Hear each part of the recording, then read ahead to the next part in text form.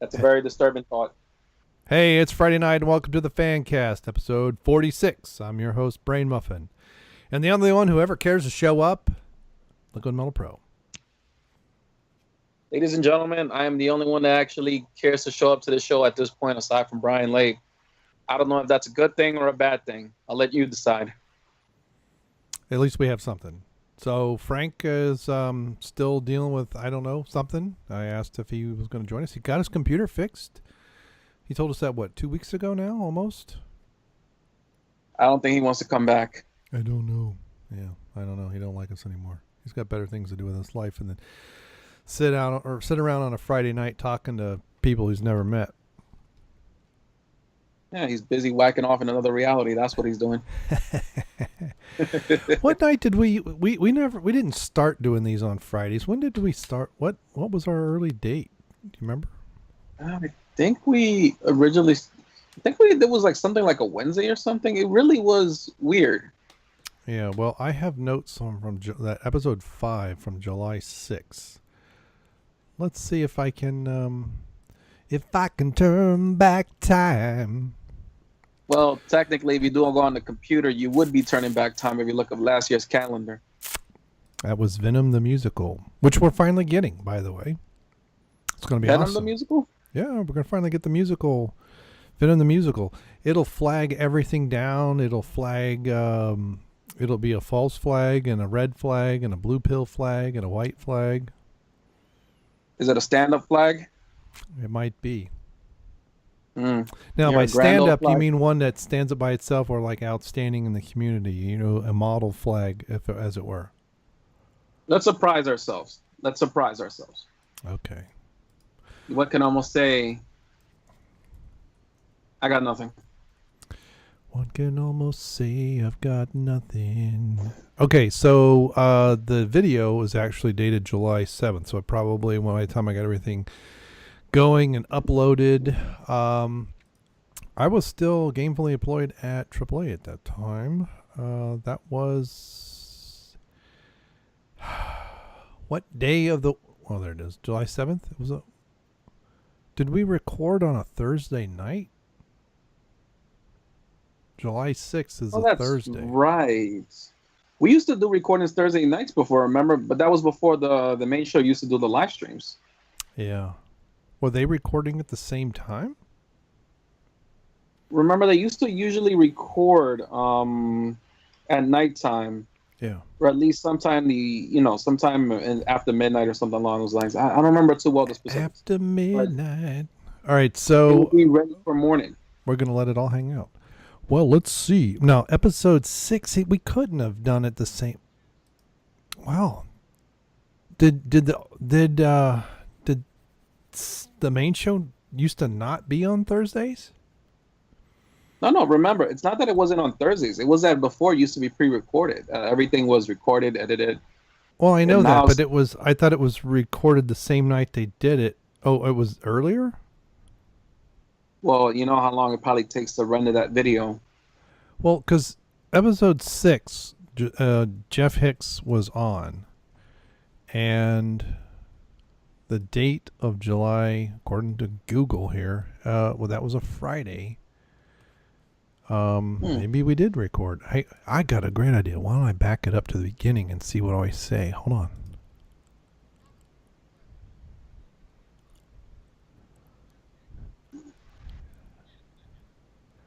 Well, at least these Friday nights aren't too bad. At least if we can't do Friday, we can always do Saturday. And that's usually about it. By that point, I think we're all too busy on Sunday and any other day of the week.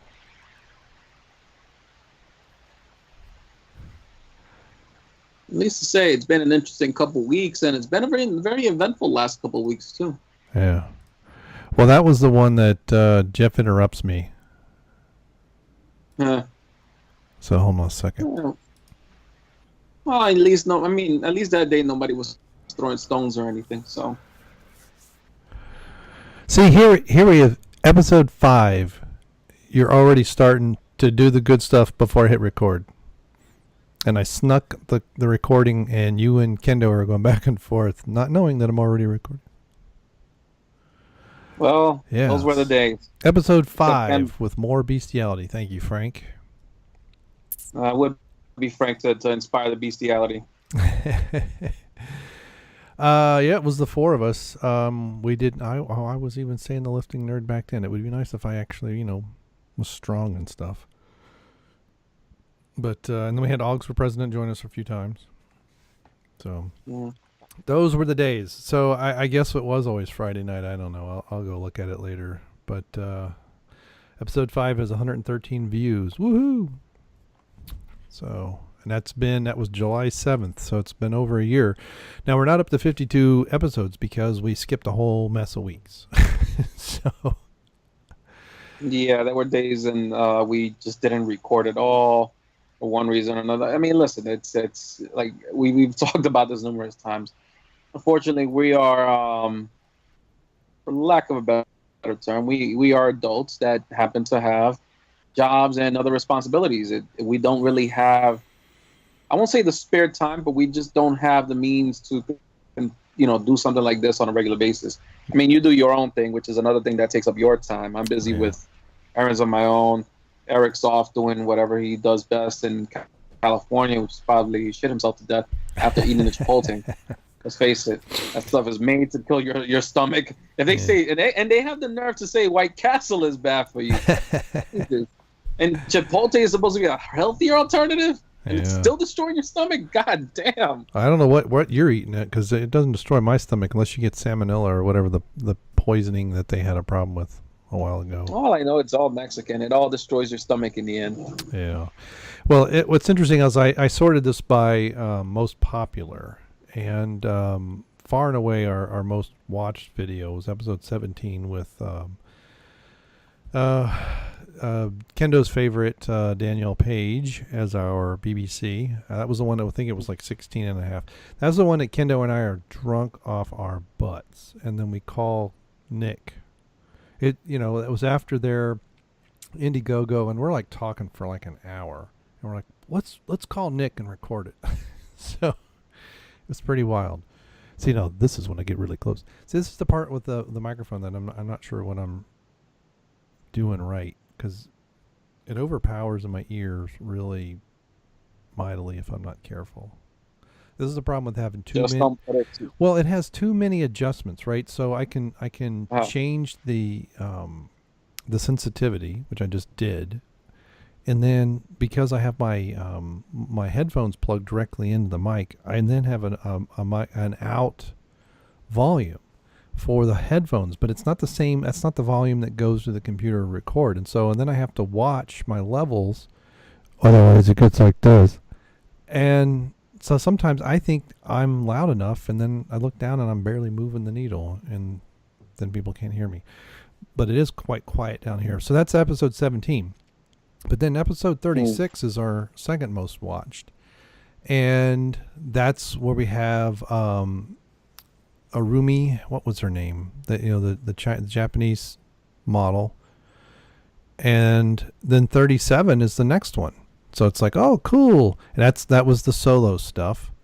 And episode 1 is next. And it just jumps all over. It's bizarre. Episode 26 and 16, then episode 6 with Jeff Hicks on it. 15 with Jessica Simpson as our BBC. And that you can tell Kendo's influence on the titles and stuff too, because that one is, the Filthy 15. That was episode 15. You're a Daisy If You Do was what we did with the text. Although my favorite comes in, I guess this is number 10. Let's see, is this 5 at a time? Yeah. So episode 9 is episode 9. I bet yours is better than the Star Wars episode 9.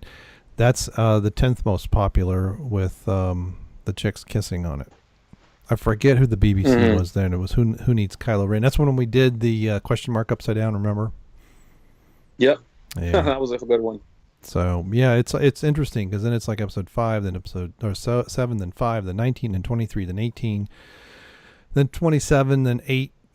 It just jumps all over. It's like, so when you sort it by release date, newest, it's the date added, newest to oldest, it's like last week's episode, 26 views. And then the week before that, 59, then 32, then 75, then 73. It's very bizarre. 97. And I post these every week in the WCBS fan page, so it's not like these things are hidden or something.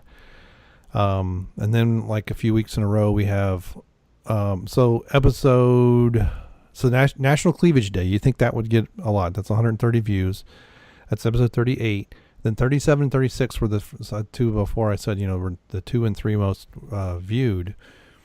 But then right before then, with Stan Lee on the front, Leave Stan Alone, 45 views. It's like, what the heck?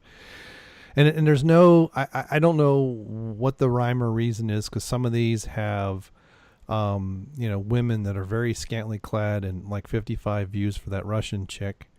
Episode 32, that's I forget, she's a Harvard student. She like speaks, I don't know, I've got like Greek and Hebrew on it. 92 views. And there's 2 pictures of her in a bathing suit. Well, actually, I think it's a bathing suit.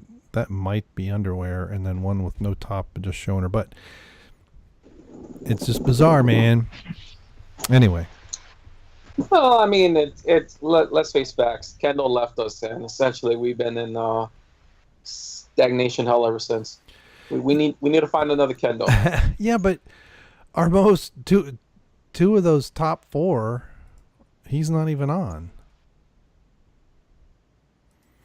So maybe we need to find a gimmick, like where we beat somebody up every episode. I'm just throwing out ideas. Or who knows? Well, maybe YouTube does have a conspiracy against us. I mean, we have been getting a little bit too, I guess, what's the word? What would be the right word for this? Damn it! I don't know, but it's flagging us is the problem. So yes, the three of the top 5, Kendo's not on. So he's on the number 1 and number 4. So episode 17, which was our spur of the moment, we called his girlfriend wannabe, and then and I know he gives me crap, but he's the one that asked Nick how serious she was with the boyfriend at the time, and he said, "So you're saying there's a chance?" I think he even says it on that episode. Apparently she's still with that guy, and they're like moving to California, or did move, I don't know. But it's for her.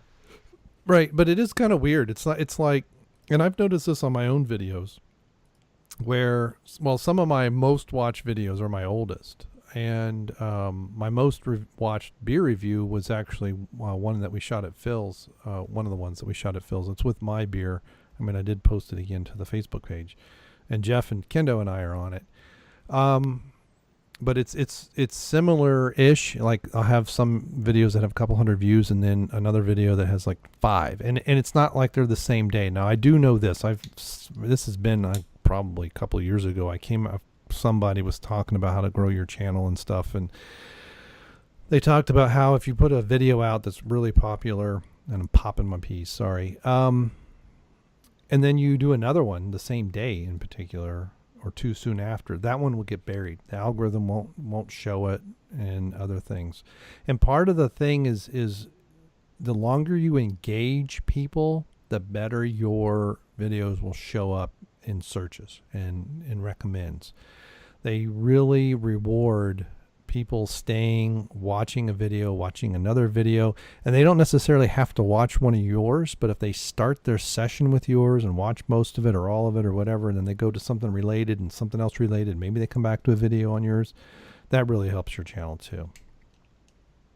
So I was listening to a podcast today with it was a recording of a live stream. Obviously it was Doomcock and Jeremy of Geeks and Gamers, and they were talking about this.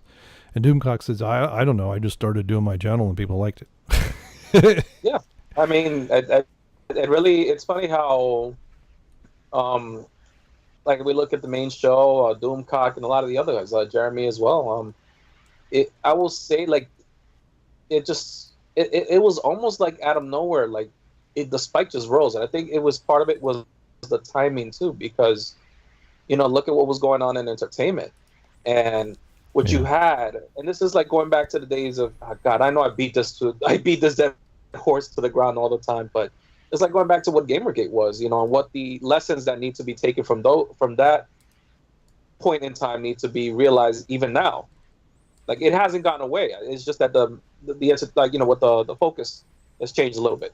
And it was this, that people who once used to place their faith in more mainstream sources, if you will, one could even say news sites, if we will, all of a sudden were lying. They were doing hit pieces. They were putting out misinformation.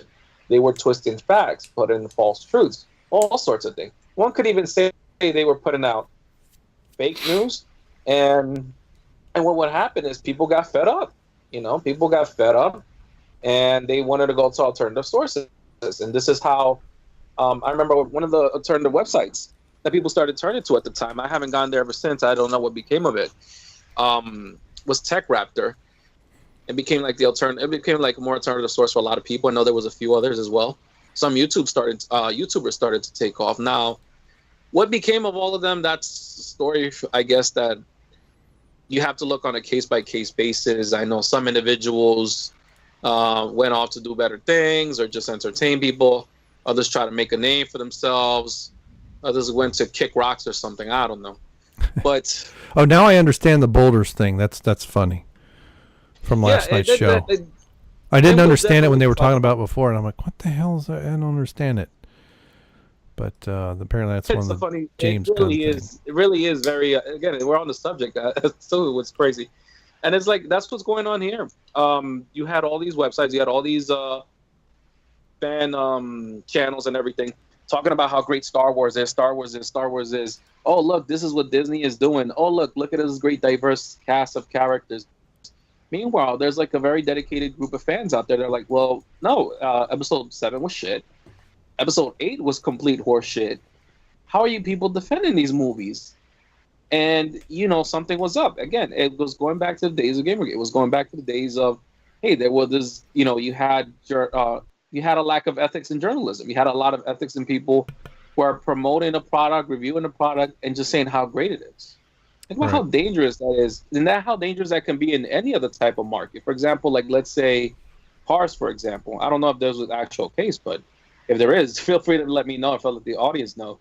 Look at, like, say, with cars, right? What if this group of people, reviewers and YouTubers, were to say, hey, this is the most amazing car in the world. You have to buy it. You have to get behind the wheel and everything. And they never once actually stepped foot in it. They never once actually tested it, or they got one of the few ones that didn't break down or something. But it turns out the car has a lot of faults with it. Mm-hmm. And it could be minor things, like maybe, I don't know, the CD changer is haunted, or major things like the tires. I thought you were talking about real things here. There's a ghost. Okay, but my point is that how dangerous entertainment can be sometimes. Not entertainment, but I mean like reviews, people who review things. And it's like, okay, well, now all of a sudden they want to wash their hands and say, well, it's not my fault. I'm just reviewing. And you've seen a lot of that. So it was like the guys, Jeff and the rest of the cast, Doomcock, Jeremy, Ethan, everybody. And it was not just them. There are plenty more out there. Hell, even some of the more bigger channels right now, like they invited Razorfist. Razorfist, I think, is got to have a ridiculous number of subscribers. I just know he has to. And there were others too. Wonder what Hexenhammer's up to now.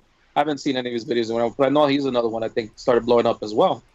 And so many other news sites. And there was another channel I used to watch. I remember before, Hard Bastard. Started out with a few reviewers, then he started covering news and doing his take on what he believed, doing live streams, everything. And all of a sudden, it's taken out. So it's kind of like the market right now was perfect opportunity for, I guess, a new guard to take over, a new guard to pose a challenge to the current guard, the guard that's in place, the one that's trying to manipulate the news and tell you, no, everything is perfectly fine. Everything is fine. Star Wars has been better than ever. Meanwhile, just look at the finances. Okay. Just a reactor, like everything's okay. Yeah. We're fine now. How are you? Yeah, look. Oh, no, don't pay attention to the billions of dollars we lost. Just pay attention. Look, Chewbacca. Yeah. Pay no attention to the man behind the curtain. No. Don't pull that curtain. There's a man taking a shit there. Yeah, exactly. Don't look there. Taking a shit. He's taking a huge one. Oh, you had to go look. Oh God, can you imagine like if these people? I almost kind of wonder. Do you think that some of these people, like, do you think some of these people in up top in these major companies, especially like with Disney and Star Wars, do you think that they're actually saying to themselves, "This is a good product"? I wonder they themselves say, "God, this is a shit product and it's losing money," and they just don't want to come out and admit it. They don't want to come out and actually make it official, because that would be basically them admitting, "Okay, we fucked up." Yeah, well, the bottom line is what speaks the loudest. But I mean, the thing about all this, to me, it's not even new. Back in, I want to say the late '90s, and it may have been early 2000s, 1890s. 1890s. Because I remember there was stuff going around. There would be calls for boycotts and different things, and like Limbaugh and Hannity. And I remember with Limbaugh, and there were some other talk show hosts that they were target their advertisers, and they've done it to Limbaugh several times. And you would have these, there'd be somebody would call into one of these shows and complain about the head of I don't know, Xerox or whatever, or Kleenex, would say, or was saying that, oh, we're going to be more environmentally sound and green technology and all this crap. And he says, don't, they know this is all horse manure. And he said, well, they don't believe it, but they think you believe it, so they'll say it. And so to me, this has been going on for quite a long time. It's just now the people who really believe it are in charge of some of this stuff. And to me, I see it as a balancing act between, hey, if we don't do something and we don't come out with, an all female Ghostbusters or whatever, are we going to catch a lot of crap on social media and people are going to think we're bad? And they've been so caught up, and I think this has been a couple generations of CEOs in a lot of these companies now, because CEOs don't tend to last 20 years. Some do, but usually they don't last that long. But I see it as been going on for over the last 20 years, and they're like, well, people care about this because because the marketing, somebody in marketing or a marketing consultant or somebody says every one of these emails represents 10,000 people, right? So yeah, that's how they look at it. Right. So they get 100 emails on something, and they think there's 1 million people that are pissed off when it's not. It's 100 people, and when you start looking at it, it's actually 7. But that's look at how quickly, when some of the Me Too stuff got going, one accusation and bam, people were fired. It turns out some of it was horse manure and what was garbage, right? But there's just instant knee-jerk reaction. It's like, okay, we'll take that under advisement. We'll do an inquiry. No. And they just, and that's what people are afraid of, and it's just hypersensitive. Clinton declared the era of political correctness over. I can't remember if it was when he was first elected or reelected. And it was like, no, it isn't. It's just all done. He also said the era of big government is over. And of course that was horse manure too. Oh, so yeah, exactly. It's just gotten worse. And so now the end result is what we have now, where it's just, people are hypersensitive about everything. People are afraid, if I say the wrong word, am I going to get fired from my job? I mean, it happens. I mean, it's not just happening in celebrities. It's happening in just ordinary people who post something on social media and they don't think anything of it, and 2 days later the HR department wants to talk to them. Yeah, like, oh, hey, you are aware that you're promoting hate speech. Right. I'm like, this is ridiculous, because if we really look at it, and this is a conversation even I had with coworkers. I always keep playing the Latino card, but I always say, hey, listen, there's a reason why I always play on that card, because if you want to go at the whole, well, listen, you can't say this, and this, right? All of a sudden, it's going to be like, well, you see, you have to understand other cultures and blah, blah, blah, and sensitive. I'm like, well, I'm Latino, so we have our own culture. Are you saying that my culture is full of racists and something? And it's all of a sudden like, no, that's not what we're saying. Like, and you see how now all of a sudden the narrative like spins on them. And it's like now they're afraid to even admit, okay, maybe we shouldn't even have brought this up. And we've had instances like this. I've been in different jobs before where I would see people of two minority backgrounds arguing with one another. over who is like the more, I guess, privileged among themselves. Like, oh no, we had it tougher because we've been through 200 years of slavery, and another group will be like, well, yeah, but what good have you done with it for the last 200 years? And it's like, back and forth to the point that arguments would break out, Oh yeah. and it would start like into fistfights over the fact of who believes they're the more oppressed. Like, and part of it has gotten to a point where you now it's not even like it's almost normalized now. Like it's okay for them to fight over that. And before, at least I used to remember before, at least this is something they used to teach you in school, and even some of the more older generations. And this is why I think part of the reason why we live in a very hypersensitive culture now. When I was younger, we would have such a thing, which my parents would have, teach me, which was, listen to the elders, listen to the older people that lived before you. They have some wisdom that they can pass down to a younger generation. And we don't see a lot of that. And we, like most of the old guard that would probably give me some guidance, would give me some words of advice on how to live your life better or how to be careful with certain things. Most of them are, gone, moved on. They're no longer able to provide that level of wisdom. Most of them are probably gone at this point. I mean, they were already elderly people when they exist when I was a kid. So I'm pretty sure that probably, if they are even around, you know, like in a home somewhere where they can't even help. So it's like now all of a sudden, who are the people that you go to guidance? Who are the people, like my younger generation? Who do they go to guidance? And it's like they'll go to people around my age. They'll go to people around your age, and they'll attach themselves to the first group out there that makes them feel better about themselves. And this is how we also get the not so much just the SJWs, but we get the opposite end. Instead of the people who are hypersensitive, the people who I don't know what would be the opposite of hypersensitive, like you being sensitive. Yeah. What do you think would be the opposite of that? And I remember back in the late '90s, I forget how many years they were saying that the Latinos, minority was going to take over, be the larger minority instead of black population, and that was already causing tension then. That that there was a fear, and it's like and it really irritates me that what people are arguing over is who's the bigger minority so that they can get the most stuff. It's not about real inequality and injustice. It's, hey, if we're no longer the minority and the NAACP doesn't have as much pull on the Congressional Black Caucus, we're going to get less welfare and all this. And that's what they were complaining about. And I'm like, you completely have it bass backwards. And but that's the mentality. This is what happens when you have any kind of social safety net. I don't care if it's very minor, it just grows and grows and grows into a hammock, and no one wants to get out of it.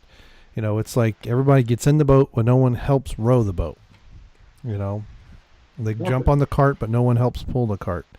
And it just and it's culminating. It's just going to get worse in some ways, as long as that the mentality of people is there, and that's what their expectation is, as opposed to freedom and opportunity, real opportunity.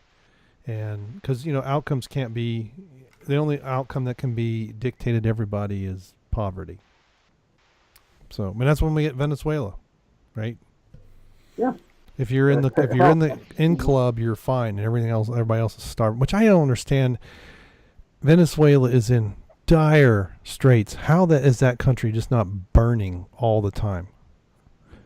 They demonstrate. There'll be thousands and thousands of people marching through the streets, and I'm like, that is not going to do anything. You're going to have to storm the Bastille to get over this. You just can't wave a flag and say, I went and protested, now I'm going to dig through the garbage heap for scraps. Let's see. The thing with Venezuela, and this is where I had to say to my own parents, us in the Latino community have to eat a little bit of shit for this one. Protesting the whole Trump thing. And the reason why Venezuela hasn't really gone down in flames the way people have expected it to is because, similar to another very well-known country that's going through a similar problem right now, the people of Venezuela said, well, guess what? There are neighboring countries nearby that have resources we can use. So what do? They go over the, one would say, imaginary line that we would call a border and go into the neighboring countries or the bordering countries, if you will. And what would happen? Now they will start making all of a sudden their presence on these countries, and they bring like their entire families, children, and everything. And now some of these countries, you name it, Colombia, I think Peru's another one, Ecuador, all these countries all of a sudden are starting to see a rise in Venezuelans in their countries. And it's come to the point it's like, no. We want you people out of here. We don't want you here fucking up our country. That's pretty much the mentality, right? And it's like, I am pretty sure I have heard that before in another country elsewhere. But you see where the hypocrisy starts to settle in, right? And that's the other problem that we have with the whole social justice thing. It's all about, you know, it everything is fine, everybody's equal or something, until all of a sudden it becomes inconvenient with you, in which case the narrative can eat shit at that point. So, Venezuela, just to answer that question, it's not in complete flames because the people realize, well, there are other places we can escape to, and did. So, there you go. There's your answer. I'm pretty sure if it was stuck on an island somewhere, it would have been in flames by now. Yeah. It would have been done. Well, I look at the revolutions. I mean, there were two revolutions in Russia, right? Under Tsarist Russia wasn't as bad as Venezuela. And you had the Bolshevik, and then we had the Menshevik revolution first, and then the Bolshevik revolution, kind of the counter-revolution. Because the first revolution wanted to put more of a Western democracy in place. And then the communists took over, and that, because they had arrested the Tsar and held him captive, and then when the Bolsheviks took over, they just basically slaughtered everybody that opposed them. But here it's just demonstrations. Yeah, it must be. I mean, Venezuela sits kind of at the top of South America, right? Isn't that north of Brazil? Mm-hmm. Ecuador's up that way too. It's kind of that plop near the top. Yeah, and, it must be getting something. That. Because to me, if that many people were really starving all the time, they'd be storming the government buildings and military. I mean, it would be horrible. I'm not saying they're not starving. I don't want people to misunderstand, but I just didn't understand why it just wasn't. Just why the government was even still in power. Well, again, it's going back to the whole thing you were talking about, the elites. You have people who secured themselves a nice little place over there in Venezuela, where I guess, I don't know, the equivalent of their ivory tower, that's where they're at. They're not going to see the ugliness of it. They're not going to experience any of it. I know that, but you can hide in your gated communities, but if there's enough people, they're going to get over those walls, open the gates, and come flooding in. That's kind of what I would expect, especially when I've seen these demonstrations, and I'm like, you're demonstrating outside of all your government buildings, and why aren't you in your government buildings? And it's not like there's an army of 1 million people surrounding it and you can't get through it. I mean, yeah, if it really got nasty, there's going to be a bunch of people being killed, but there's more of them and not enough. There's not anyway. But it's just one of those things that maybe I'm just being too. Romantic of the old times, but I mean, look at France. France. You had that. They had an army. The king had an army, and some of the other people had some weapons. They didn't all have rifles or anything like the American Revolution, and there's pitchforks and all this stuff, and they still stormed the Bastille. They barricaded Paris for how many weeks before, they overran the military, and then eventually the military didn't want to really have anything to do with it, but it wasn't like it was a military coup like the Russian Revolution. Unless maybe I've got my French history wrong, but it seems like that the revolution that overthrew Marie Antoinette and was it Louis XVI, I think. Now granted, it created that was the Republic, and then Napoleon rose up through that, but so. I mean, and I think that in that case that you were I mean, being that they were the French, they just wanted to chop off heads. These weren't primitive people that were into throwing stones or something. So yeah. I know it's it's what 19th or 18th century, and I get it. It's a bit different, but anyway. So let's we kind of we kind of swerved around it with the boulders and all that stuff. So did you want to talk anything at all about Disney announcing that James Gunn is gone for good? Oh God, it's been a very interesting saga with James Gunn, because it all started like me not giving a damn who the hell the guy was until really I looked down and sat down and I was like, oh, he's a guy that made Guardians. I like both movies. Honestly, I don't really pay attention to a lot of these things, so I had no idea who he was. So I don't really was out of the loop with the controversy. And the more and more stuff came out about him, I was like, I don't know. I didn't know how to feel about this, because I feel like we're entering dangerous territory. Not because the guys were right to make the point that they made last night, that they were not trying to defend him. They were not trying to defend the stuff that he said or did. It's more of an issue of like, listen, they want to look at it objectively and, analyze it critically. And, people, and again, I think maybe some of us reacted to it too. I think we had a more of an emotional reaction to it. And I understand the reasons why. I'm not trying to defend him either. I just felt that in the beginning, the whole thing was that, oh, we should never joke about those things. But I'm like, how many celebrities out there have joked about that? Or how many people have joked about that before? Are you going to hold them all to the same standard? And that's where my whole question began with this whole saga. Ultimately, with Gunn, it came out that he liked to have certain thematical parties where, let's just say, they had some weird kinks involving possibly illegal fetishes. I'm not even going to speculate. I'm not even going to get into that. I know somebody's going to be like, what do you mean possibly illegal? Well, listen, I don't think it's, well, they are twisted fetishes, but my thing, Hollywood does not operate that way. That they protect their own until their own have done something. There is something else going on here that, yeah, it came out, but some of this stuff is old, which means that they knew it before he ever directed. And so when Hollywood starts to turn on one of their own, there is something else going on. It's kind of like Bill Cosby. People knew for decades that he was, all the things he was accused of, people knew it because that's how they controlled him. And at some point, he either irritated the wrong internal people or they decided it was time to let Bill cut ties with him. And then all of a sudden there's this flood of stuff that goes all the way back into the 60s, right? So the same thing, something has happened here with James. I know that Blowhard, I forget the guy who dug all this crap up, his old tweets and all this other stuff. Cernovich?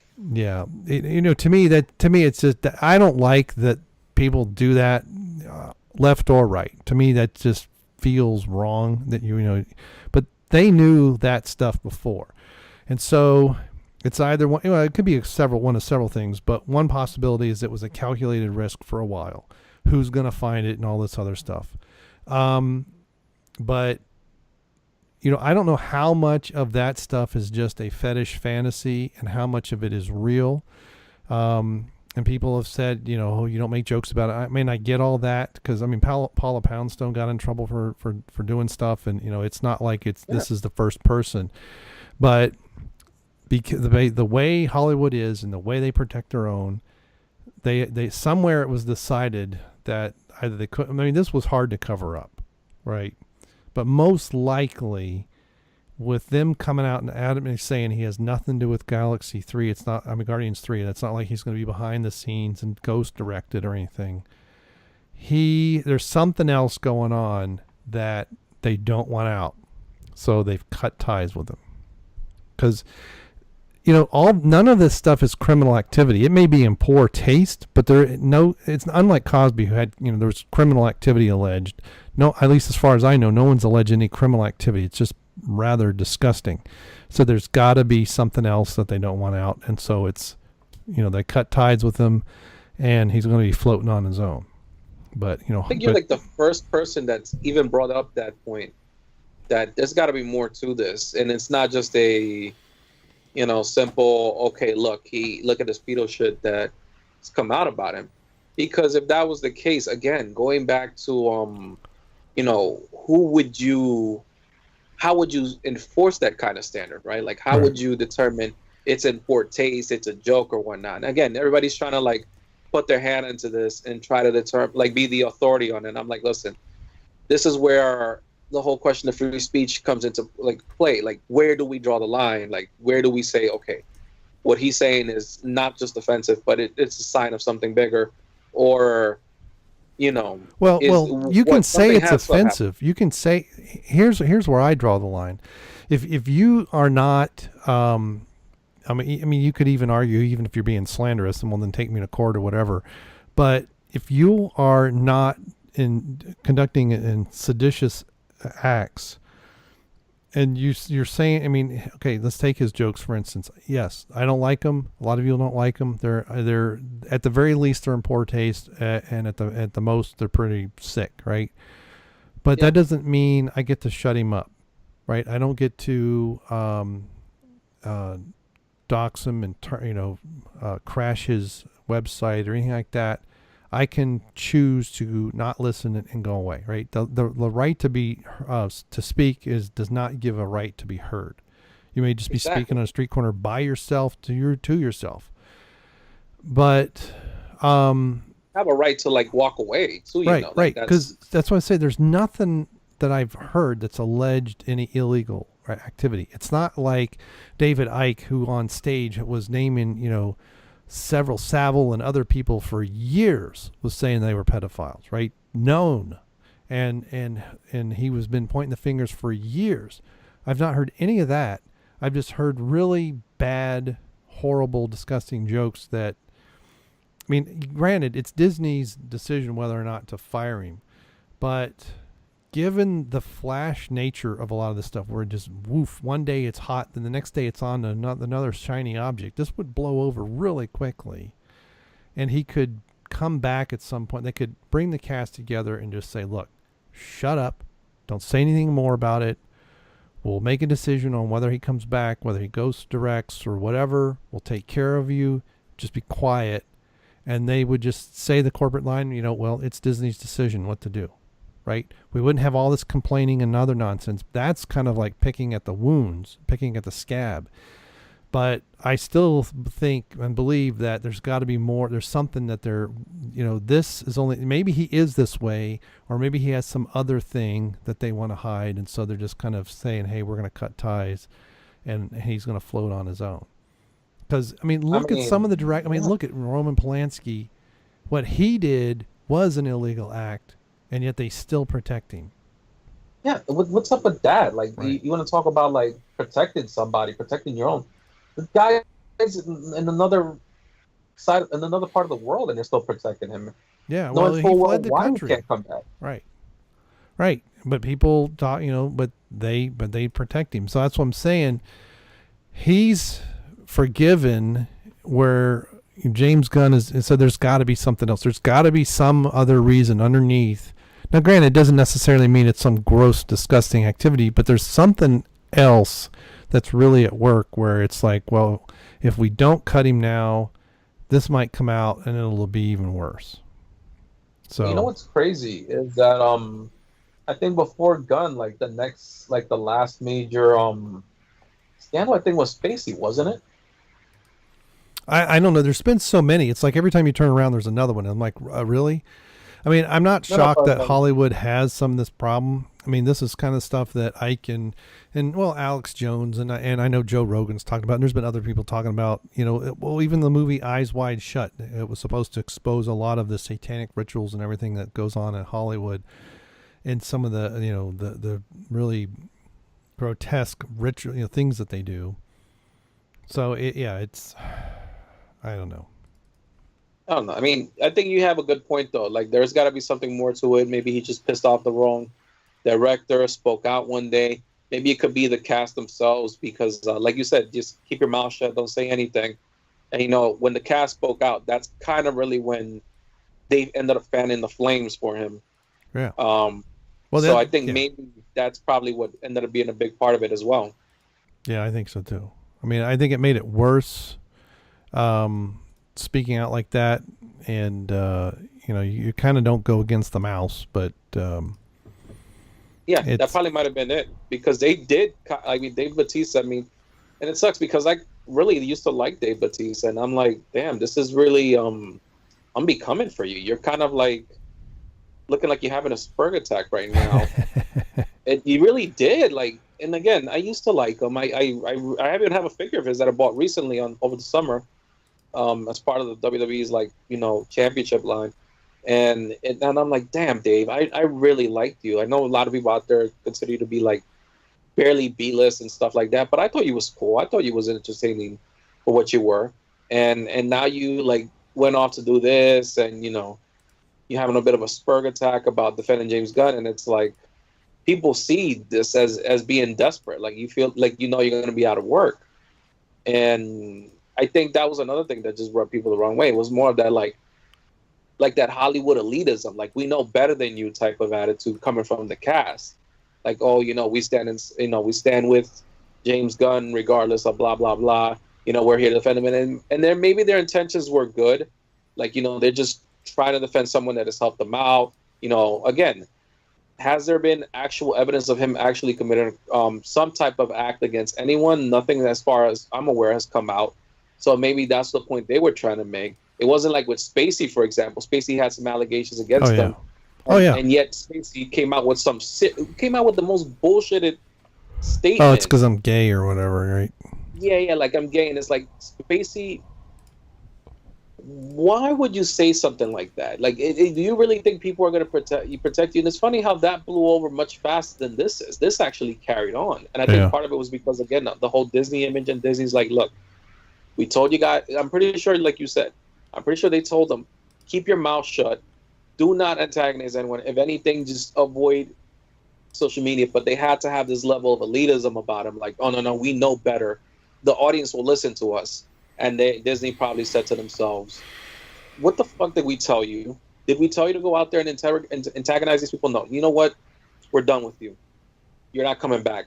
And they made it official so that the audience would not have to hold them responsible for anything else.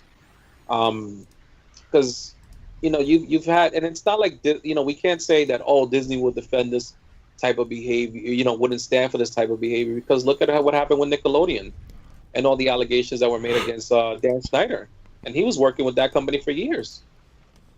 All the rumors and allegations about him, and the whole foot fetish, and how he was the one to, like, popularize it, make it a mainstream thing for Nickelodeon, even the logo at one point. So it's to say that a company would not protect someone like that, or maybe have someone like that on their payroll, that I don't know how they would. Maybe they had some idea, maybe they didn't. Like, we can't rule it out of the realm of possibility that Disney probably at one point didn't think to themselves, okay, well, let's try to keep Gunn around, but let's just try to keep him quiet so this blows over, like you said. Yeah. And granted, I might be, giving them more credit than it's due, and there might be, slightly conspiratorial here, but it really feels to me like there's something else.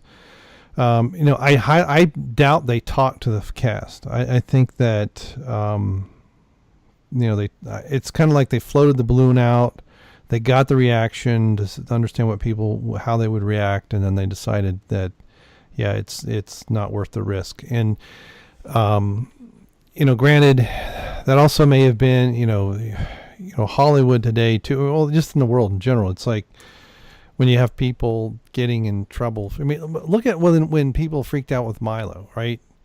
He talked about being molested as a kid, right? He made a joke. It was his own life experience, and people lost their crap over it. Yes, right? They fucking did. He was talking about himself and his own life experience, and people ran him through the ringer thinking he was advocating that. And it was just like, you didn't, and all it has to do, it's a big echo chamber. Once it gets repeated enough, I don't remember who said it, but it may have been, I don't know who it was, that, repeat a lie often enough and people believe it's true. And it's like, Yeah. and it's also, there's another one. It's easier for people to believe a big lie than a small truth. So, and that just goes running crazy.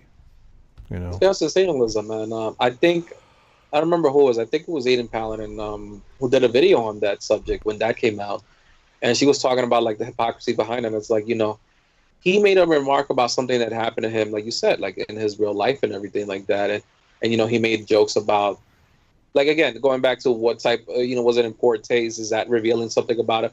Basically, like the gun conspiracy, but on a minor scale. And yet it was like, well, okay, hold the phone. We're going to hold him to this standard. What about George Takei, who said something around the same those same lines, and said the same thing and had the same life experience and everything? And it's like, oh, we have to protect George Takei. But again, George Takei leans, it's pretty obvious, and it has been for a very long time, where he kind of stands on the on which side he's on, more or less. Right. It's more of the Hollywood side, and which is why, like, again, as long as you're in Hollywood, you're in a certain club, you're in a certain clique, you'll get protected. Nobody's going to go after him. He's a gay Asian man compared to Milo, who's a gay white man, and you already know how the whole progressive stack thing works. Like the whole who's the more oppressed group. They are the ones that need the coddling. The oppression Olympics. Thanks. That's what I was looking for. Yeah. And it's just bullshit. As far as Gunn is concerned, like I said, I don't know where I honestly think I would draw the line. There's a lot of things that are in poor taste, but nothing came out about him that says that he committed an actual crime. The photos that did come out, I will say, are very disturbing and maybe warrant some level of caution in terms of like, kind of like, all right, let's just keep an eye on him, but we can't either like get paranoid about him at the same time. Like he hasn't done anything that, as far as I'm aware, because I don't know the legalities of the law, if that can be used against him or whatever. I'm not a lawyer. Nobody quote me on that. But again, and I got to make that perfectly clear, because again, apparently on the main show, like, you had people who really got on the guys for that, and I'm like, listen, you can't get on the guys. Yeah. And I don't know who that was that got on him. I know that, I don't know if people send him emails. It's like they were talking about that, and I was like, who in the world did that? Exactly. It's not like I think they said something about how they lost a few people too because of that, and I'm like, people, listen, and I've even seen it in the Facebook. At times, we had people who would lose their minds whenever a Trump joke got made, and it's like, just relax. This is not like, don't go having a Spurg attack, don't go having an autism attack because they made jokes that you find in poor taste. Because again, this is where we're at right now with this whole free speech thing, this whole like political correctness and sensitivity level of astronomical proportions that we can't even sit down and have a conversation about, okay, let's figure out exactly what needs to be done, because really that's what should be done at this point. Okay, let's have a conversation about this, let's try to be adults about it, and let's try to find out where we stand on certain things. There's part of the problem, trying to be an adult about it. But that's so hard. That's so hard. It's only hard if you want to be 100% right. You have to be, ladies and gentlemen, when it comes to communication, you have to have some level of compromise with the other parties. You can't just have it 100%. You can't have 100% of the pie.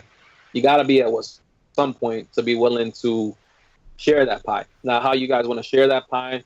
Maybe you want to give him more of the pie because you're not into pie, or maybe you want to give him the pie and he gives you something in return. This is why business. This is why capitalism. This is why businesses are. This is why free markets are really a great way to establish, some level of, what is the word I'm looking for? God, I'm like losing my words right now. But basically, trading, like businesses and stuff like that. I'm pretty sure, when the Indians met the Pilgrims or something like that, yeah, they were going at each other's throats at one point, but they traded stuff amongst themselves, and that helped them establish some friendship. Now, after Thanksgiving, it was a different story, but at least temporarily there was some truce. At least I think. So this is the point. You have to be willing to compromise and listen to opposing opinions, because if not, this is how we have the whole right versus left thing. And listen, it carried over into entertainment with the whole gun conspiracy. And not for nothing, it was somewhat satisfying to see Gunn kind of have a little bit of his own medicine turned against him. Oh, yeah. Kind of like a more like, like, hey, listen, be a little humble with your, you're a big director for a very well-known, very well-liked movie. Be a little more humble, like don't go out of your way to try to make other people look bad. For all this crap about, Trump's the worst president, he should keep his mouth shut and everything. Maybe you should exercise the same words you are spouting at another individual. Be a little more humble. Maybe apologize or explain yourself and be like, all right, listen, maybe those were in poor taste. I didn't mean to, like, blah, blah, blah. Don't have these spur attacks where you're trying to accuse people of being conspiracy theorists, because people don't like that thing. So as far as Gunn is concerned, the only thing I have left to say is you kind of did it to yourself. So no one else to blame but you. That's it. It's really the only thing I can say. I'm not defending him. I'm not gonna have also attack like, oh, you're not saying 100% that you should make jokes about that. Like, no, I can't, ladies and gentlemen, because again, where do we draw the line of who can make those jokes or not? Because if we are like, oh, you can't joke about that ever, then a lot of the people that you like probably have made that joke once. Again, I brought up the point. Was watching one of them conspiracy channels. They were talking about The Rock, how he did an SNL skit about creating a child molesting robot. Are we going to hold The Rock to that same level of accountability? Because if you think about it, it's a joke in poor taste, and he goes very vividly to say that the robot, that the way the robot's going to do that sort of act is by him molesting the robot, so the robot will carry on the circle. And it's like, how did that get to us? How did SNL even approve that sort of thing? How did The Rock even approve that? And how did that even make it on TV? Like, how are people okay with that joke? You want to go after. Yeah, I think some of that too, when you don't have that hypersensitivity alarm all the time like we have now, is the joke good? Is it bad? That's up to the person who hears it. But if you don't like it, granted, this is where I said, yeah, they have a right to say these jokes, but I have a right to not care for them, not support it, walk away. Now, should someone lose their job over it?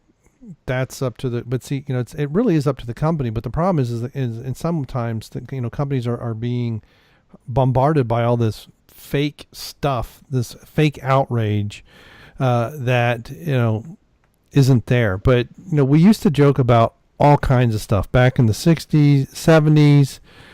I mean, look at Lenny Bruce made a career out of getting arrested for his humor. Okay, so if it was considered in poor taste and not to the community standards, and this has probably been like just cussing and stuff like that. What's the difference between a Lenny Bruce way off color, inappropriate joke and these other things in the grand scheme? Okay. And I think many ways we're kind of beating this dead horse because we really don't have any feedback from people that are like, oh, you guys are, but it's one thing to say someone can freely express themselves in this way, but it is another thing altogether to say you support and believe in what they're expressing. And I think that's part of what's missing here is acceptance of that person's right is viewed by many as the same as you actually, that it's like speaking on an act makes it happen or something. I don't know. It's like, no, the two are not equal. It's like if you write a book on how to kill somebody, okay, how to bury the body and all that other stuff. If you you write a book on, you kill somebody. Wait, you write, no, if you, it's like, well, heck, okay, let's make it even less stringent than that. You write a book on how to build. No, you write a book on how to build a nuclear bomb, right? Oh God, you missed the joke, didn't you? No, I must have. I didn't know what you said. Oh God, you forgot the OJ book. If I did it. Oh. That's why I kept saying if. Well, okay, sorry, I didn't get the reference. But if you write a book on how to build a nuclear bomb, okay, Oh, there you go. You don't go to We're jail really for getting that. demonetized now. Right. Well, we're not even monetized, so it doesn't matter. YouTube doesn't know that. I know. Yes, they do. But you don't go to jail for writing that book. Okay, you go to jail for building that and putting, and blowing something up. It's, you can go to the library right now and there's all kinds of books on how to build bombs, how to hide it in cars, all this terrorism stuff. But those people aren't in jail.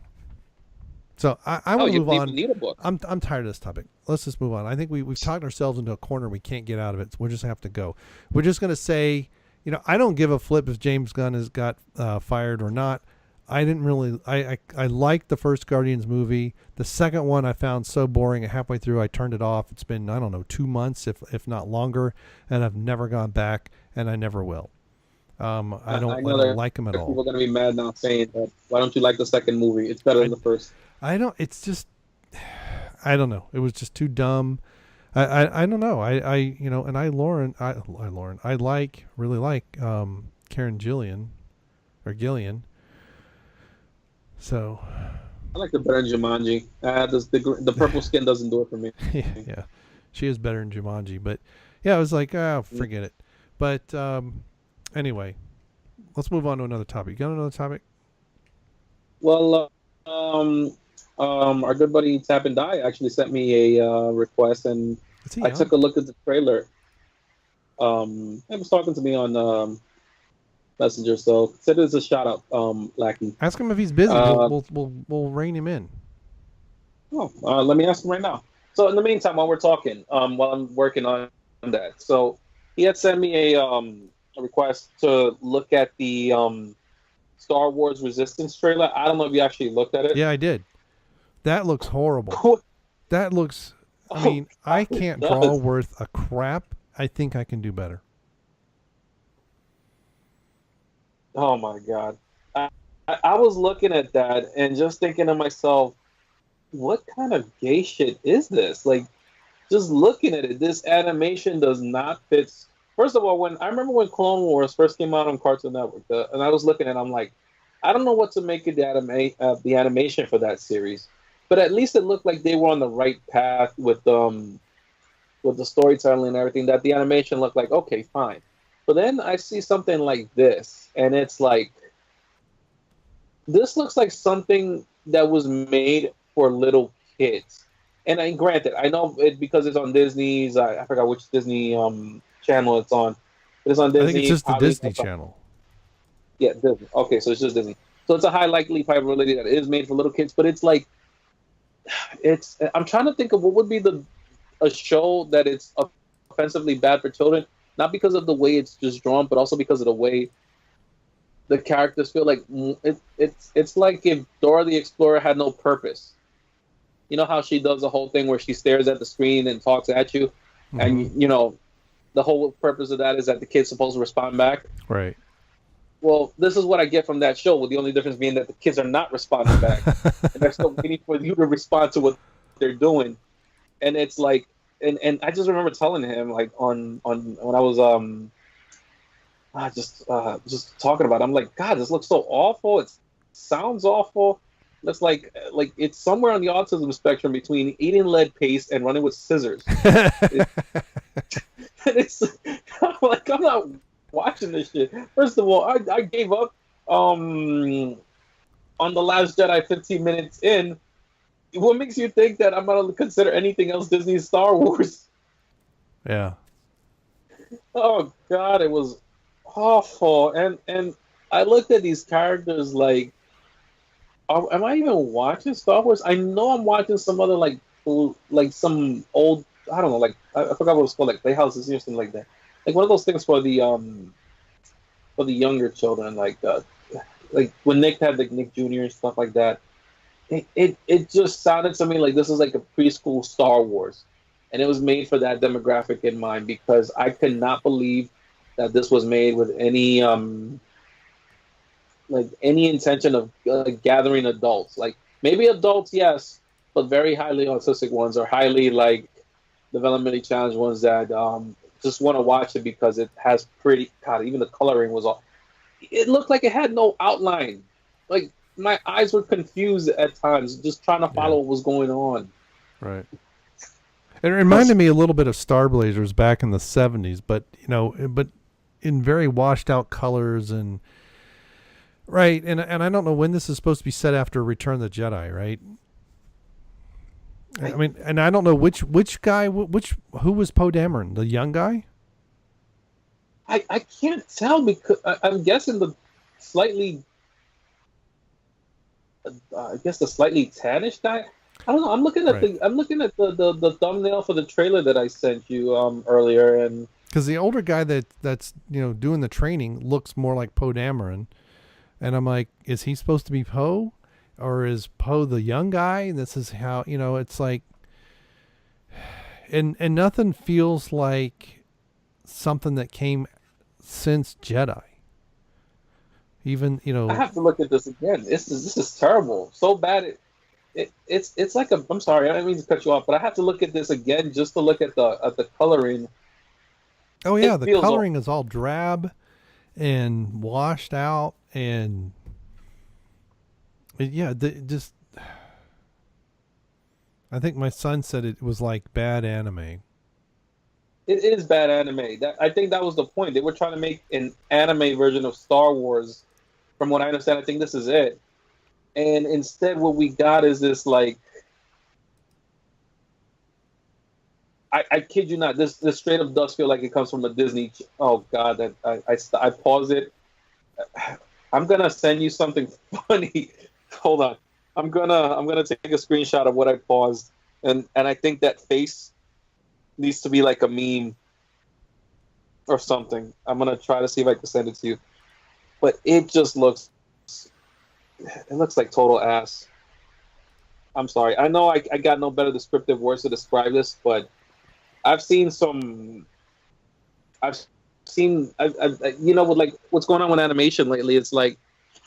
You have like Teen Titans Go, you have the Thundercats controversy, the She-Ra controversy, and really what it is, part of it is that whole SJW thing, so the other half of it is people who, I guess you could say, have subpar talent, like their talent only went so far to a point where it's like they cannot make it any better than it is. They can't get to the level where, like the original Thundercats, I remember, the characters look, even though they were like felines type of humanoids, they looked very human and they felt human and they felt relatable. And then you have the recent drawings, the animation of it, and it's like, well, obviously now you're looking at a cartoon. It's not even like a series where you had characters that felt relatable. It looks like a freaking somebody just put some squiggles together and lines and colored in and called it a day. Design choices are everything, and if you have a series like Thundercats, which was a very fun series to watch, what's his name? God, what was the name? Like look at Mumra, look at the villain. Can you imagine him drawn like with a very cartoonish look? Would he look intimidating to you still? I don't even know who you're talking about, so it doesn't matter. Oh, you never watched Thundercats? No. Well, Mumra was like this mummy type of villain that had like very pale, like he had like a grayish, purplish type of skin tone, was usually covered in bandages, or whenever he wasn't covered in bandages, he looked like a very intimidating villain. I don't know when sorry. It was on the first time, but I didn't watch it then either. So, well, all I'll tell you is this: this animation for the Star Wars sucks. They look like they at least were trying something. I'll give them credit for attempting something, but the rest looks like total garbage. So, oh man, I just can't. I just can't. I can't either. It's God. I've never been the biggest Star Wars fan, but the more and more they keep coming up with products for it, like the more and more they're trying to put out more new animated shows or new movie or new products and everything, I just think to myself, I'm like, what happened to Star Wars? I remember a time not that long ago, and it really we acted like it was that far ago, like prequels were that long ago. I'm like, no, no, no, no. Even after the prequels, they could still put out Star Wars merchandise that people would buy. I think there was something at one point where they were coming out with like I think they had like a Darth Vader hoodie or something like that. This was before the Disney purchase, right? And I remember people buying it. I think they even put out figures that people would buy regularly.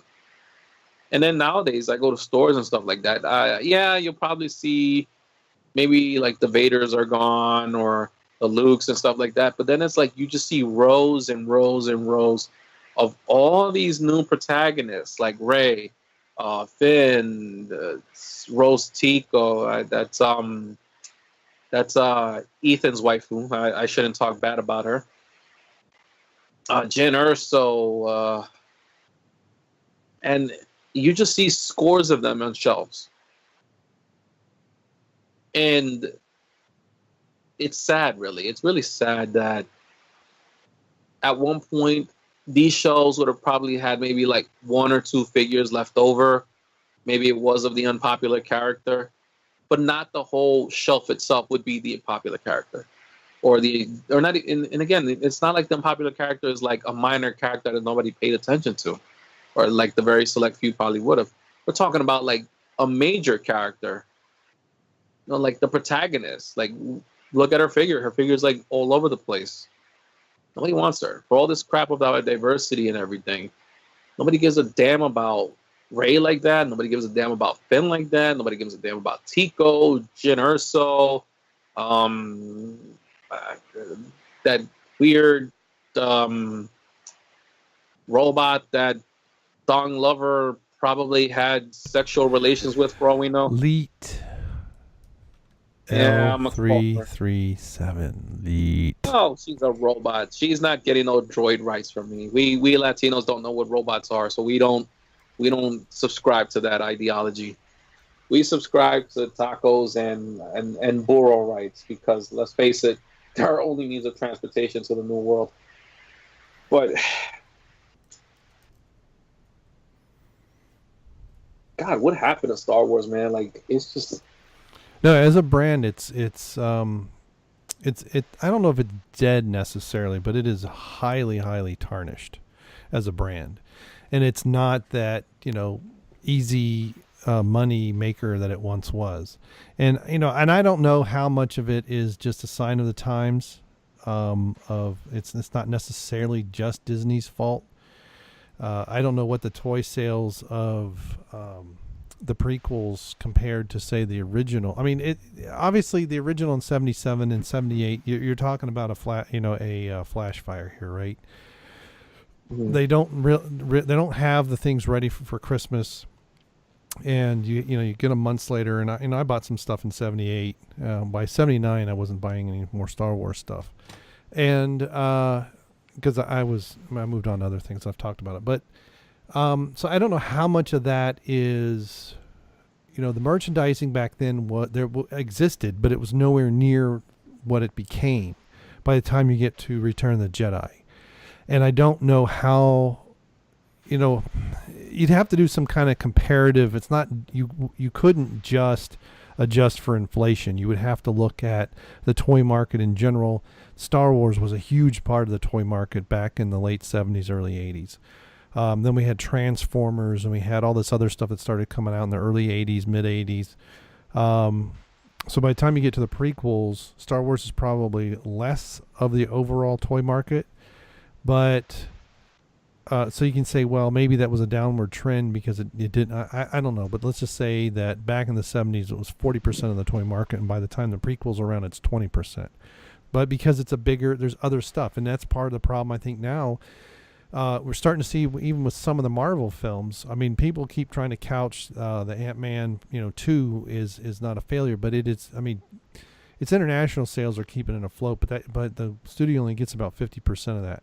But the other Ant-Man movie didn't do a whole lot better. So, but there seems to be a sense of, hey, let's wrap this up. I don't think Captain Marvel's going to do well.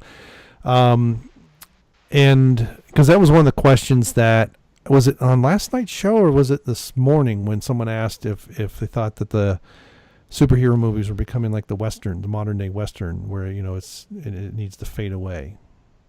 No, that argument's actually been around. I think that was last night's show because I didn't watch this morning's pop culture. But even going back to when a channel I mentioned before, Razor Fist, he did a video like that where he said, I think like movie genres have, I think, what is it, like, I think 20-year lifespan. Yeah. And he said, yeah, that's what happened with Westerns, and that's what happened. I forgot what was it afterwards, like action movies. It's like they only have, I think it's like 11 to 20 years, something along the lines between 10 to 20. It's like, this is why, you know, different movie, like different decades have different, you know, type of genre movies, you notice. And it's kind of like, yeah, you start to notice, oh, like, hey, look, like, you know, this decade focus more on like action movies. This decade focused more on a different thing. You had Westerns in this era. And it's like, now we've hit it with superhero movies. And part of, I think, with superhero movies is that, you know, in the beginning, it was about like the comic, you know, try to make it the faithful comic book adaptation. Try to get the comic book fans to come and watch it. But also at the same time, adapt it just enough so that you can get regular people to come and watch it. And it was like, at least, okay, we're appealing to two different markets.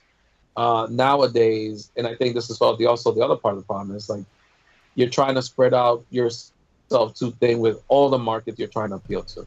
And it's not like before where, you know, it was just comic book fans and just non-comic book fans alike. You know, now it's like, okay, well, we have non-comic book fans and we have non-comic book fans that are, and this is where you start entering the identity politics all of a sudden.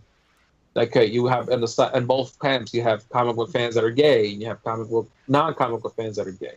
You have comic book fans that are black. There are comic book fans that are non-comic book fans that are black. And it's like, oh, we got to make sure we start checking off that list. And it's like, the more and more they start doing that, the more and more they start spreading themselves thin, to the point it's like, okay, we've been at this for 20 years. You can only do so much. And like towards the end, once you start spreading yourself thin, people are just like, well, we've kind of already seen this. But blah, blah, blah. But are we really? Is there? Here's why I don't agree. Because part of what drove the Western into the ground is in the 50s and the 60s, almost every big movie was a Western. And it wasn't like there was one or two. There were a bunch of them. I mean, we ended up with the spaghetti Westerns, where they filmed a lot of these in Italy on low budget. And there was a lot of over and over and over. And there have been attempts at low budget superhero movies over the years, but the market's not saturated with them. But maybe the modern day equivalent of that is all the TV shows. Maybe. That could be a possibility. I don't even think about those. Because that's where, you know, they're all on the CW. I mean, I watch them on Netflix, but there's 4 different shows now.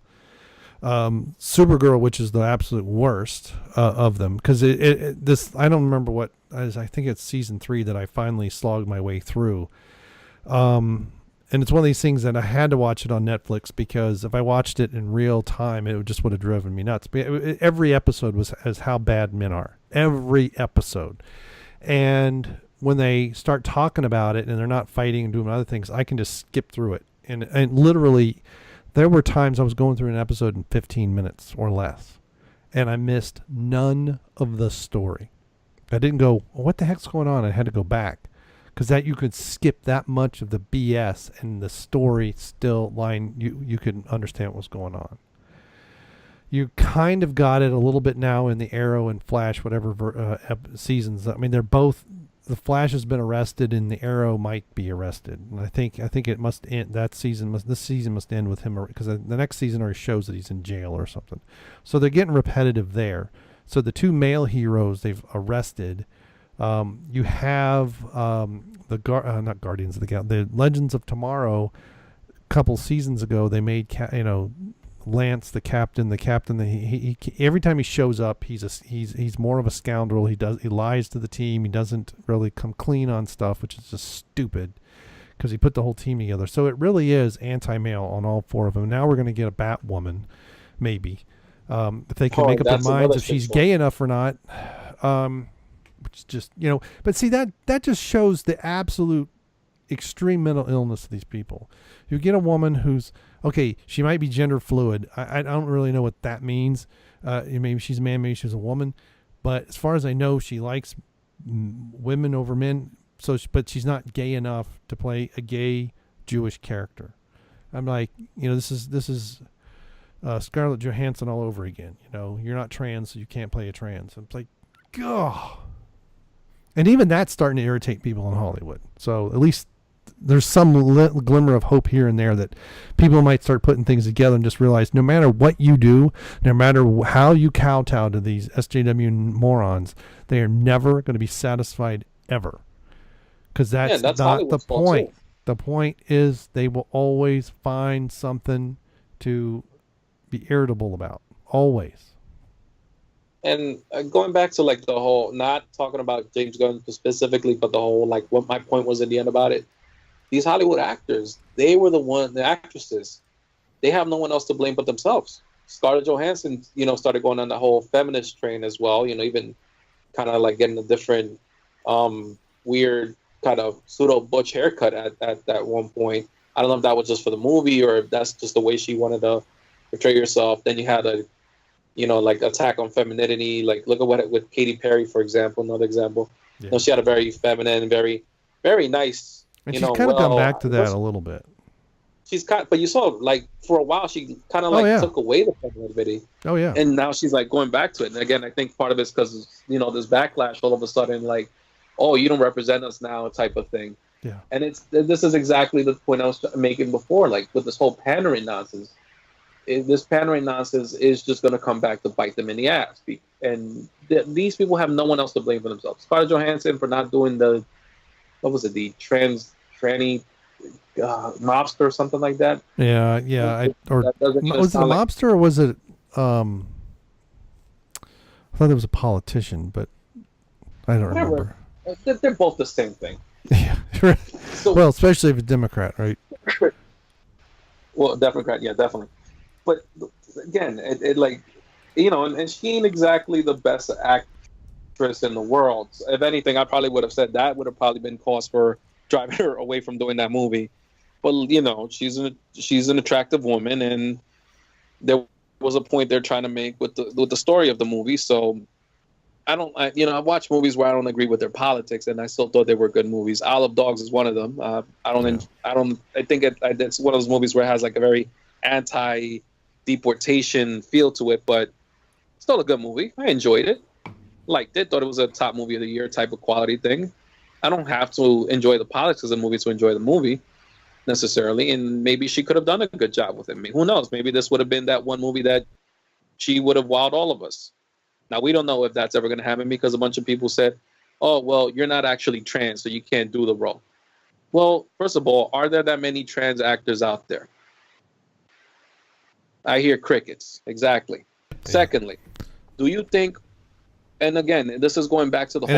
And we'll see, okay, but even if they had a trans actor or actress or whatever, they're going to say, it would be, well, you're not the right kind of trans. Or, I don't remember if that was a man becoming a woman or woman becoming a man in that movie. I think it's man becoming a woman. All right. So if they had one going the other way, they'd say, nope, you can't do that. You're the wrong kind. And if they had a trans actor go in the right direction, there would be, well, you're too tall or you're too fat or you're too short or whatever. You got red hair or you're black and this person's white or vice versa, or you're not Jewish or you're not Italian. I mean, there would always be something else that they would have come up with. No matter what, it's like you got to stop pandering and just make your frickin' movie and let it stand on its own. Every time, this is Neville Chamberlain and Hitler in the 1930s. Hitler keeps moving the line, Chamberlain keeps moving backward. And this is exactly this crap has been going on for at least 20 years. And it's you've had a generation in the 90s when it was over, controversial this, or somebody said this, or you maybe you believe in something, or you don't believe in abortion, or you don't believe in whatever. And then now it's gone past that because we got abortions. Not every time there's it was the thing with Trump. Oh, he's going to take women's rights away. He hadn't done anything. along those lines. And now it's, we've had gay marriage, and so that's kind of passe. Now it's going to be, oh, you don't like people who have, one arm or a purple spot on their head or whatever. There's always going to be some other excuse that they're going to just kowtow to, and you can't keep kowtowing.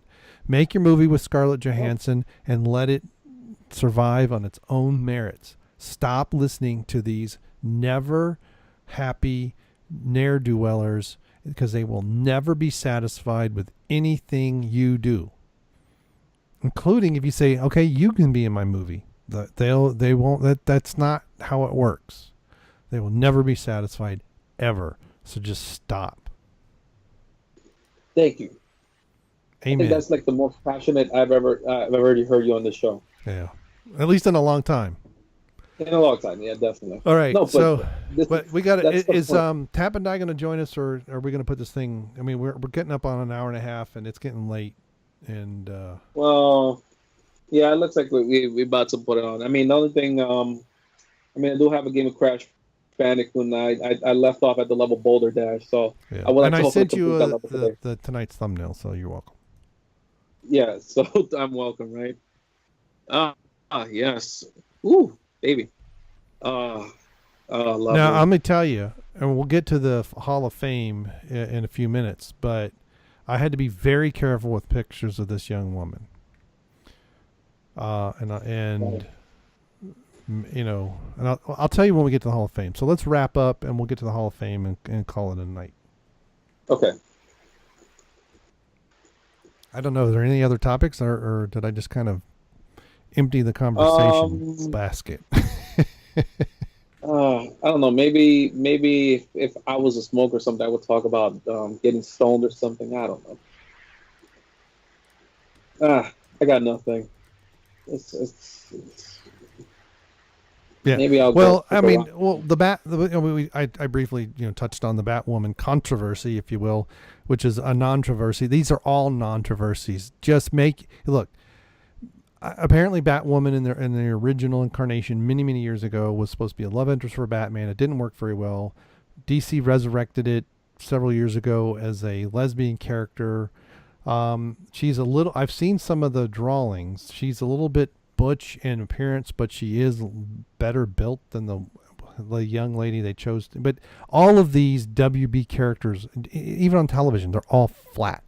It's like, if anybody's got a cup size bigger than Daisy Ridley, they don't let it on the air, and I don't understand it. They're all. But now Katie Lotz, I really like. She's the one that's the White Canary or something like that, and she actually knows some of that stuff she's doing, not all of it. Well, apparently there's like a controversy with that too. Now that you touch upon it, let me see if I can pull it up real quick on. They was mentioning it on Facebook, and it's really stupid. Like, on what? On her or on the CW shows? I think this is it. I mean, it's related to the character. I'm trying to see if I can find it right now. Just keep going for about another minute or two while I try to find the. Okay. Anyway, I mean, I stopped watching Agents of S.H.I.E.L.D. I started whatever season they had Ghost Rider in, and it was just so horrible. I just stopped watching. And that's what's really irritating about these shows is they were okay-ish, pseudo campy kind of stuff, and now they're just like man-hating. I mean, it's getting worse and worse and worse. But so they've chosen another woman who barely has any breasts. Doesn't have any curves. I mean, they're all like men. They're just, but I mean, like young men or something. Now Katie has some curves because she was a dancer or something, so she actually has a butt. But a lot of these women have no butt, or if they do, they don't show them much. Now Katrina Law, she's got a nice figure, and she shows up on Arrow every once in a while, but she's getting portly. I don't know what's happening to her. I don't know if she got pregnant or whatever. So did you find whatever it is you're looking for? Yeah. Just real quick. So it wasn't for the show. Rather, it's supposed to be for the Birds of Prey film, which God, and I had to find out it had a Harley Quinn led film. Listen, I understand people liking Harley Quinn. I've never liked her. No. She's been like the most Well, annoying see, character since her. I think she became popular in cosplay, and then they've had several iterations of her. And yeah, her and the Joker do not have anything close to any kind of healthy relationship. Okay, not even in the ballpark, and they're both insane. So yeah, it is kind of. One has a severe case of Stockholm syndrome. The other one has an obsession with Batman. Make of that what you will. Yeah. No, he really does. Like, this is one of the reasons I'm not the biggest comic book fan. Like, in terms of like reading 1,000 comic books in my lifetime or anything like that. But the few favorites that I have here and there, I'll tell you, Dark Knight Returns. What was Joker's? Why did Joker go all catatonic and silent and everything? Because Batman retired and no longer became Batman, and Joker had a little, I guess, emotional breakdown, went catatonic, never said a damn word. The moment that Batman returned, all of a sudden that smile came back. It's like all the Viagra in the world couldn't fill that fix that he really needed, and that was just Bruce Wayne in the Bat costume. So there you go. Make of that what you will.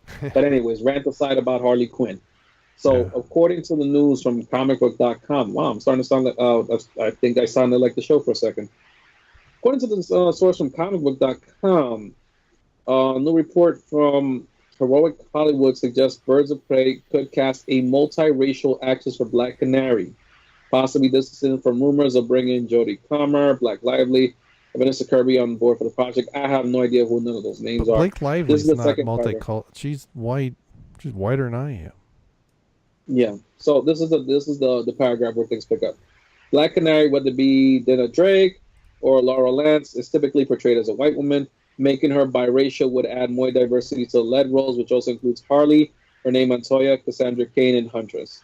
Again, I'm not the biggest fan, so I don't know who Montoya or I think I know who Cain is. Huntress I know of. But definitely they had to make a point of, hey, we need more diversity. Again, this bullshit that we're going through. No, is that on what show is that supposed to be? A new show? No, this is supposed to be a movie. Oh. It's a film, according to this. Okay. Because they said, but it would not be a big departure for Canary's media portrayal, as Arrow actress Juliana Harkavy is also a multiracial woman. So they're obsessed with this whole Arrow actress who? Okay, well at least Margaret Robbie's returning as Harley Quinn, but even then, like who was the Arrow actress that you talked about? Yeah, I don't know. I don't even watch the shows. I know, but what name did you just say? That name is not familiar. Hold on, let me read that again. I'm pretty sure I butchered it, so I'm going to butcher it again. Juliana Harkavy, Harkavy.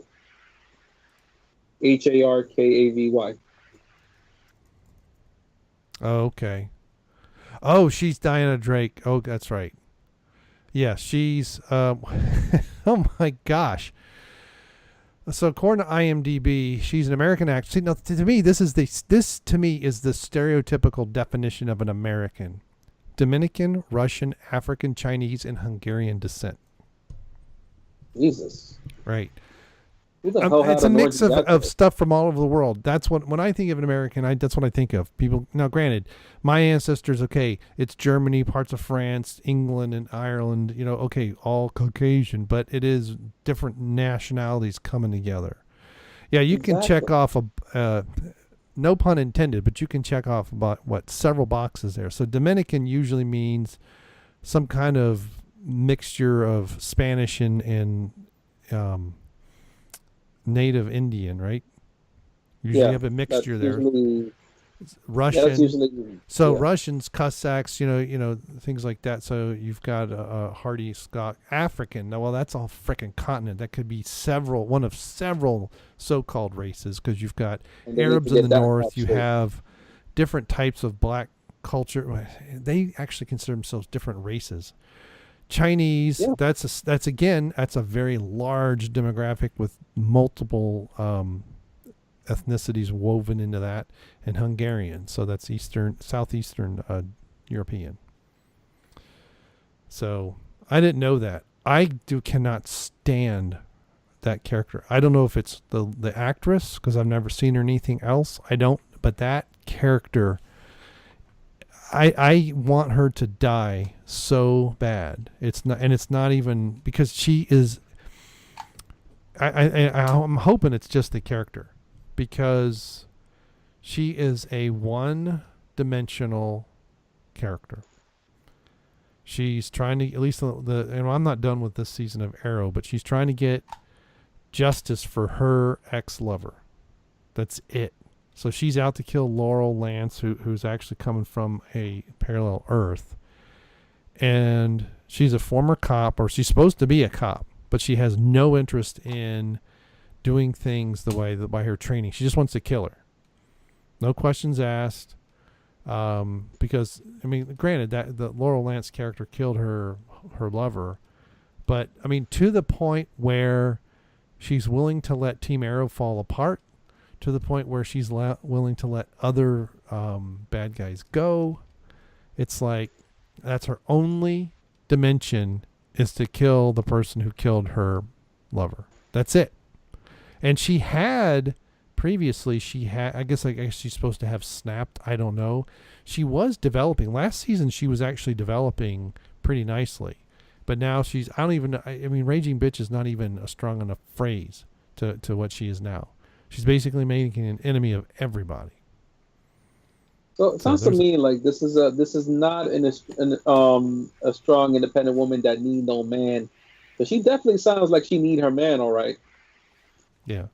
Well, and it's worse than being it's not like say Bruce Wayne, who wants justice for his parents, and it drives him to be a better person and find ways of all the training he has to do and the gadgets and stuff like that. I mean, at the end of the day, he's just a suit. He doesn't have any special powers, but she's just doesn't have any of that dimensionality. She just has one dimension, and she'll fight with her own team. She'll cause, and it's just, and she's also as flat as a pancake too, by the way. Keeping with all the CW stuff. But let me tell you about, similar to what, flat as a pancake? Oh yeah. Similar to what was been posted in the Facebook page. Just like this, the women on these shows, some of them have okay butts, most of them don't, but the guys all work out, so they all have got broad shoulders. Even the skinny guys look like they have broad shoulders and butts and everything. It's like it's all reversed. It's like the Wonder Woman of the 70s. Now it's that kind of sexism reversed, and all the women look androgynous, and all the men. Now, granted, they're not Arnold Schwarzenegger size, but they're all in good shape, and you can tell. I mean, for example, like Stephen Amell, who plays Arrow, when he did, I forgot which year it was, but he did he was in a match at SummerSlam, WWE SummerSlam. He was in really good shape, and and what was even more impressive was the fact that even though he wasn't a trained wrestler, he did pretty well for himself. So it was almost like, damn, he actually was a bit of the real deal as it related to Arrow, translated into a more like sports type of arena. So it was a bigger deal at the time. Yeah, I don't think he wore a shirt for like the first 2 seasons. It was like constantly had a reason to have his shirt off. Now, granted, it was more than just gratuitous, because he did have tattoos and scars, and so it actually, the plot came and went in through, Felicity finding different stuff on him. Wow. All those races got together, and that's what you look like. I know. And she's not that. Now, granted, that picture on IMDb is not that great. She's a little bit better looking than that picture. She doesn't, I don't think she looks good with her hair straightened and flattened out like that. But she isn't that pretty a woman either. I don't find. I'm not saying she's ugly or anything. What I'm saying is, really, all that, and this is you. I'm just saying. I kind of had some higher expectations when I heard all that. Yeah. I'm like, damn, there's got to be some exotic-looking woman. What's crazy, and to be fair, I don't like the Felicity Smoke character much at all. I did the first season. She had that nerdiness to her originally, but now it's not. I don't know. It's not becoming, but yeah, I mean, at some point, if these CW shows keep going the way they're going, I'm not even going to be able to. I'm gonna be watching 5 minutes of an episode. Now, Arrow isn't so filled with the man hating, but it's coming. Like I said, Supergirl's the worst. The Flash has got quite a bit of it. It's about half and half. And then the Legends of Tomorrow, I don't know what's going on. I mean, they keep trading minority characters, like trading cards. Like, they got rid of Firestorm, but they've got Kid Flash. So they traded one black guy for another black guy. So and then nobody can tell the difference. Right. Well, you can. And then the Hawk. I mean, some of these characters I've never heard of, and I have to look them up and like, oh yeah, created in 1952. Some of these things have been around a long, long time. It shows how, once I got out of the 70s, I hardly ever even looked at a comic book anymore. And but it was the Hawk. I forget what the characters' names are. I didn't like the man or the woman. I mean, I don't know if it's the actors they choose that's the problem, or it's the writing, or both, but I was like, will you two just die already? Because they were just unbelievably annoying all the time. And it was a white guy and a black woman, but they took different forms. So sometimes when they would have flashbacks, they would use different actors, and sometimes it was them. But you can see the diversity quota. So some of them, they're kind of, are they really changing the race, or are they just kind of saying, well, they have a thing where they can regenerate differently? Kind of like the Doctor, right? The Doctor's a woman now because the Doctor can regenerate as whomever, right? And so it feels more natural-ish. But again, if they would write good characters, like the one character, I forget, Rick Gonzalez plays. Gonzalez. His character is Wild Dog. Okay, this character on the exact opposite of the Black Canary, or the whatever in the heck her Juliana's character, whatever in the heck she's called, Black Canary. He, on the other hand, starts one-dimensional, and he keeps growing as a character. And he's dealing with trying to take care of his daughter, and he's working with the mayor, and different things. And then the black guy, Mr. Terrific, he's the token gay character. So that now they have, with him they can check off 2 boxes. He's black and he's gay. Although, and here's another thing they did. Now this was kind of strange on the Arrow. Whatever again, because I watch them on Netflix, I have no idea what season they're on anymore. But in one season, the same season that he finds a boyfriend and gets married, or maybe he was already dating or something before then. On Supergirl, they turned Supergirl's sister gay, and then she gets married, and then by the end of the season, they're both divorced. I'm like, okay, you're trying to say that gay people can't stay together? I don't know what they're trying to say there, but it's stupid. It's like it doesn't. The only love affair that has to be front and center on Arrow is Felicity and Oliver, because it directly affects the title character. But they can't make up their mind if they're going to get married or not married. I think they got married. It's like just either have them together or have them apart. This is just becoming too much like a soap opera. And next week on Arrow, we'll get together again for another time. Next week on a very special edition of Arrow, Felicity has to find the strength to tell Oliver she's pregnant. For the 3rd time that week. But she's not sure who the daddy is. Right. So the first 2 seasons, I actually, maybe the first 3 seasons of Arrow I liked. And then I think part of it is it's fatigue, and I'm sure they've changed, writing staffs and all that, and they don't know where to go with these characters. It's obvious. But again, this is why Netflix is nice, and I watch on the computer. It's a lot easier to skip. I just hold it down and go, okay, this scene ends now. Okay, what about this scene? No, boring. Okay, this scene looks good. So it's like you tell yourself, does anybody, like, if you were to tell, if you were to watch it with friends or something like that, does anybody want to see this feminist? Does anybody want me to skip the feminist bullshit parts? Yes. Hold on. yeah. And it's And you know not then just the how talking parts, that I'm skipping, because it's not just because they're talking. Because sometimes that's when there's some serious plot elements. In particular, when Oliver deals with some of his old former, like his, when he was in he was in the Russian mob and all this other stuff. You get some interesting dynamics there that come across, and that makes sense later in various action scenes. But some of it, when it's just a bunch of hatred and vitriol, I just skip it. So guess who's home? So let's get wrapping up before she gets down here and starts being too loud.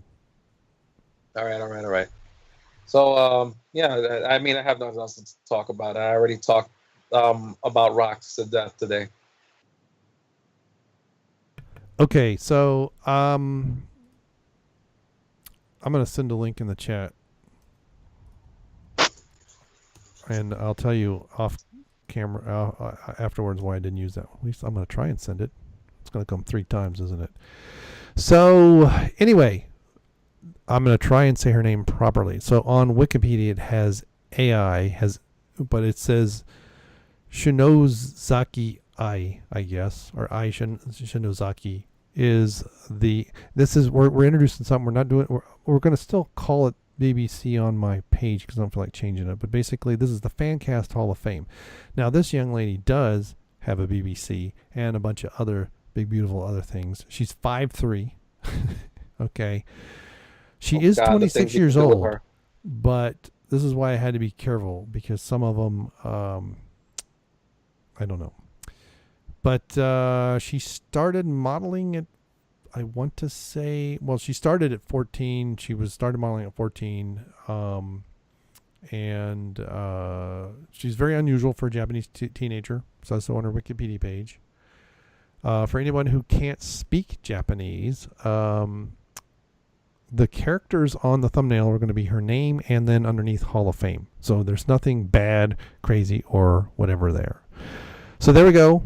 Another Japanese model has made it into what we're now calling our Hall of Fame, because we want to start expanding our horizons and not just doing the big, beautiful cleavage, but probably big, beautiful butts and maybe, awesome stomach or whatever it is that we are in awe of. Great pair of legs and whatnot. Great pair of legs, whatever the case may be. We need to be more inclusive and expand our admiration. So there you go. That's right, ladies and gentlemen. It's about the true diversity. True diversity. All right. For the most part, all women are beautiful. Something about them, at least. Except when they're feminists. All right. So this has been episode 46 of the Fancast. I have been your host, Brainmuffin, the Lifting Nerd. Brainmuffin, the Lifting Nerd. And yes, that is a nickname of mine long before Muff became a thing on Jeff's morning show. And with me has been Liquid Mo Pro. Hold on. I refuse to believe your lies, Barack Obama. You wicked, wicked devil. All